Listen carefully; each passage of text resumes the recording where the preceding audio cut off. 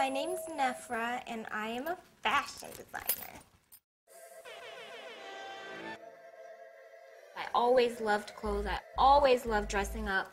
By the time I was in high school, I was doing my prom dress, I did friends' dresses, I did my sister's dresses, and I came to New York. I found a school, graduated, and now I'm designing. I went to Pratt Institute, absolutely loved it. Once I graduated, I actually was exhausted. I had a senior show. I was being hounded by this woman to come work for her. And I went and interviewed, and I started working the next day. And that was it. From then on, I've been just full speed ahead. Things that anybody who wants to be a designer needs to be always aware and always conscious of would be, one, who your customer is. Your customer drives your market. You need to know where your customer shops, where your customer eats, because everybody has a different trend and a different mentality that's going to drive what they want to wear. Two would be, you need to understand how the ins and outs of the actual industry works in terms of, you have a buyer, you have a merchandiser, you have someone who works in sales.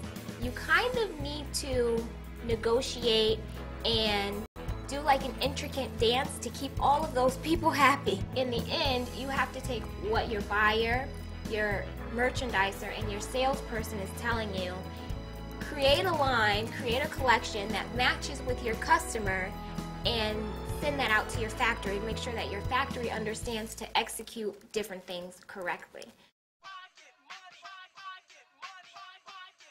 Starting out, you'll probably make around $35,000 a year.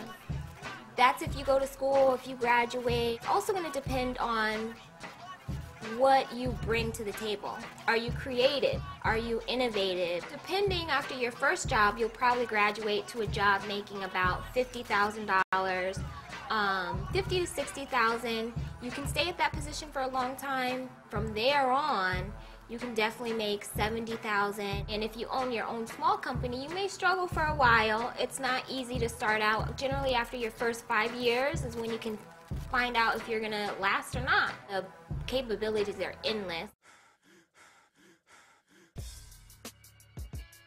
Typical day at the office, I come in, I check my email. I usually have a lot of emails from the factory, so I reply back to them. I check and see if I have any packages.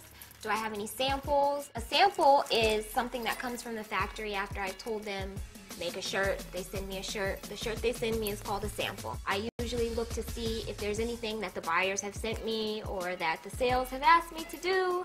Those are usually top priority. I usually have a little bit of free time to do some designing, just inspirational off the top of my head, what I feel is hot, what I feel is trendy. I also kind of check out a few websites. I look at WWD, which is Women's Wear Daily. It's a national publication, goes out to all the fashion designers. Some days I do get to go out shopping. I competitive shop, which is always fun. You go out and see what your competitors are, what your competition's doing. After that, I usually will meet with my other designer. We kind of chop it up and divvy up work, so that way it lightens the workload.